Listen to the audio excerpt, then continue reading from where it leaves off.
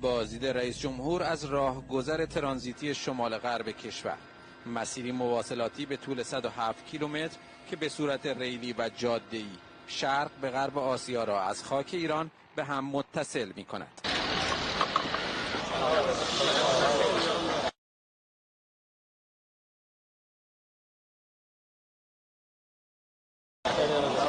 از آذربایجان شروع میشه در مرز کلاله و بعد از اون به موازات مرز جمهوری ارمنستان ادامه پیدا میکنه و در جمهوری نخجوان خارج میشه. مسیری که آن را ارس نام گذاشتند. هم یک نقش تاریخی برای اقتصاد مردم منطقه خواهد داشت، هم برای آذربایجان محاسنی داره برای جابجایی کالاش به سمت اروپا و بالعکس هم برای ما کارگرهای قابل توجهی داره و حتما باعث رونق